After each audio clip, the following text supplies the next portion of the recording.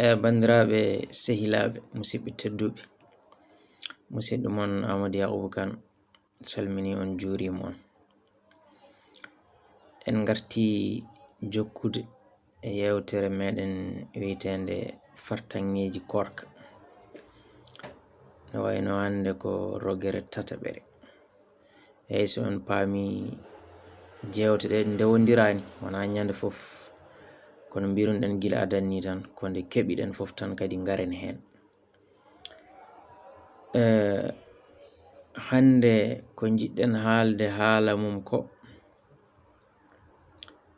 koko femti ko wiyete sabi Allah. Heewi ko nanɗen ko sabi Allah mbaɗirmi, yo waɗir sabi Allah, wona sabi Allah o waɗiri, yaw ɗum ɗon fof holko tindinta. So en teskima kadi en jaɓi nunɗude, goto men fof nunɗi hakkunde mum e hoore mum, min woni hoore, ma en paam wonde eɗen mbaɗa geɗe kewɗe, kono so en jurnitima ma en taw enen fof wona sabi Allah o tan mbaɗirten ɗum. Eyi, ɗum ɗon noon kadi addanta kadi wiide en kadi ko siforade en sifaji ɓurɗi bonde fof ala, ko ɗon noon aade koko daytan jumde. So en teskima dewe Allah ɗe, sa yiɗi mbiya kanƴe fof eɗe mbeeɓi waɗirde yeengo ha heddi koorka. Aɗa wawi heɓde ɗo hakkunde yimɓe, aɗa salligo, aɗa juula, aɗa lengina ha wiye kaari ko juulowo. Aɗa yaha jama ñande fof aɗa juuloya ha wiye ka julɗo, taw aɗa waɗi ko ɓuri bonde. ɗum ne weeɓi. Asakal aɗa wawi ittude jawdi ma aɗa rokka, taw dokkirɗa ɗum ko yo wiye kaari ko dokko, ala holko ɗaminiɗa hen. Hajjoyde yo wiye kaari kay yeehi hajjoyi, kaari kay machallah. Kono koorka so on teskima, nde on noon anduɓe men mbi en e jomiraɗo wi en ko golleɗe mbatten ɗe fof ko ko'e men mbaɗanten ha heddi koorka. Koorka ko kañum jeyi, jobdi muɗum ko kañum yoɓata ɗum.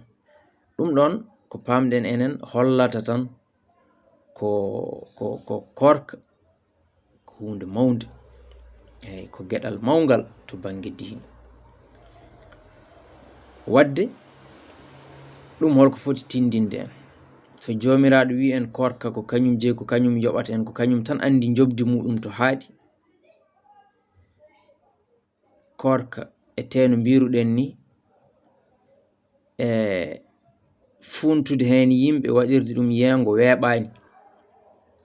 Haɗi ɗum weɓde ko sa hoori, korirɗano ko yo yimɓe mbiya hoorine, eɗen gandi kam muñgol heege ɗomka, ewo ɗum ɗon kam ko an ɓurata tinde ɗum.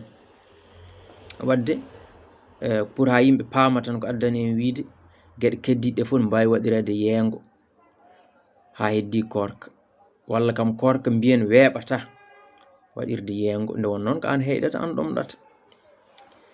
Wadde ɗum ɗo ko fartaŋŋe wonande men enen julɓe.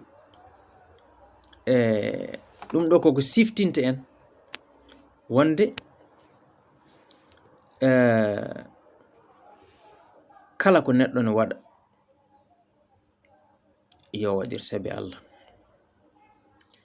Woto waɗir yo wiye o waɗi, woto waɗir yo wiye kaari waɗi, yo wiye kaari ne moƴƴi, yo wiye kaari ko karansire, yo wiye kaari hono mum ala, yo jarfe, yo yime, eko nandi hen, eko nandi hen. Wadde kala keɗen mbaɗa tinno ɗen mbaɗiren sabi Allah. Sa aɗa sakko neɗɗo ko horiri waɗir ɗum sabi Allah, sa ronkani mbaɗira no diine wiri ni, ko ñamama rokkata ko woto nano gottin. Kala moɗo waɗana hen waɗir sabi Allah, keɓa hen baraji mbasa kadi aybinde mo mbaɗanɗa o. Eyyi ɗum ɗon noon ko ɗum tan jinɗen hande siftinde bandiraɓe seeɗa. On jarama ha saha goɗɗo.